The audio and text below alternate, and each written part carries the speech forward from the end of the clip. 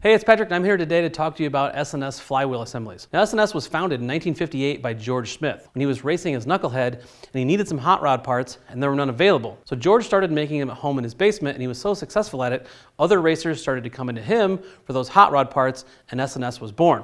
But throughout the history of the company, that racing tradition has remained alive. They've won drag racing championships, land speed championships, and even flat track championships.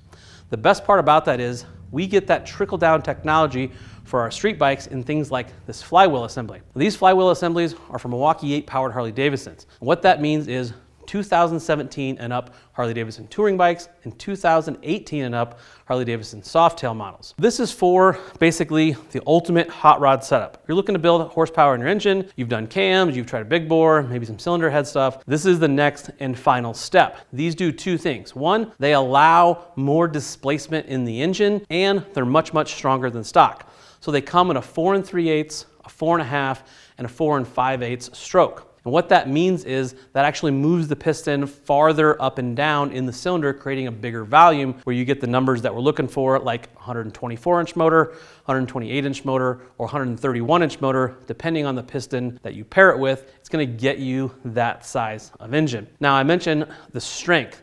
The stock flywheels on late model twin cams and Milwaukee 8s are kind of known for being weak, and this is where S&S steps in with this flywheel assembly. Now, it has a full width rod that is much stronger than stock. So where if you're putting a bunch of horsepower to a stock rod, it has the possibility of shearing off, spinning around, and blasting out of your engine case, where you can count on this rod to stay in one piece in your engine, which is really important when you're building a ton of horsepower. The other great thing about the rod is the bushing on the end of the rod where the wrist pin is going to slide through with the piston. The stock rod doesn't have that bushing. The bushing on this allows for better oiling and better wear characteristics over the life of the engine. Now, S&S says this flywheel assembly is actually twice as strong as stock, and there's a couple of reasons for that. One is the material that it's made out of. It's a 4140 alloy, which is important because that specific alloy has a really good fatigue performance and torsional strength over the life of the motor, meaning it's not going to move around on you, it's going to stay straight and true in there.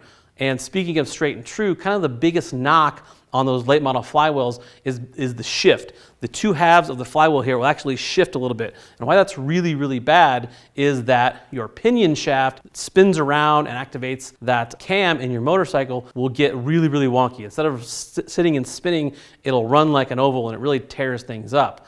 Where S&S has theirs down to a 1/2 thou of tolerance. And to put that in perspective, the stock pinion shaft can run all the way up to like 12 or 13 thousandths, which is quite frankly very bad. And what keeps the S&S flywheel assembly so well balanced and so well put together is the way they assemble it. So the crank pin goes through and it sandwiches those flywheel halves and those rods together, just like the stock one. But the difference is the stock one basically has a little tin plug that pushes inside that crank pin, basically just to hold oil in there.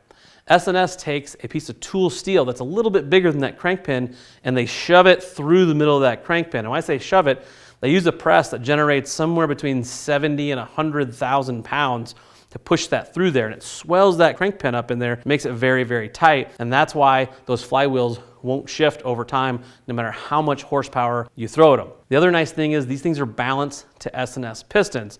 So with that 1/2 thou run out and that balance of this flywheel assembly, what you get is a much smoother ride and the ability to run more RPM, or maybe quicker RPM. Instead of the RPM getting to your RPM limit in a certain amount of time, it's going to happen a lot faster because the way this thing rotates in its balance is going to be a lot smoother. It's going to happen a lot quicker. The other nice thing is they include the gear here for your counterbalancer. So if you have a bagger, you're going to have one counterbalancer. If you have a softail, you're going to have two. You don't have to try to get that gear off your stock flywheel assembly. It's already on there for you. If I have a dislike about this, it's going to be the install. This is a very complicated install, and it does require a special tool. You're going to need a crankshaft bearing installer and remover. Jim's makes one. That is an added cost to put this in your bike. Like I said, it's kind of a complicated install. In fact, it may be the most complicated as far as hot rodding your engine, so you will need a certain amount of technical knowledge to put this in your bike. we can help you out. We have some videos on just how to do this, to put this exact crankshaft in your Milwaukee 8. If you have any other questions, you can always click the info tab on the desktop or your mobile device. That's going to take you to the product detail page where you can read other riders' reviews and see more specs about this flywheel assembly. If you still have questions, feel free to reach out to our customer service team. They would love to talk to you about the flywheel in your motorcycle, which one is best for you, your budget, and your riding style. I'm Patrick. Thank you for watching. Go work on those motorcycles.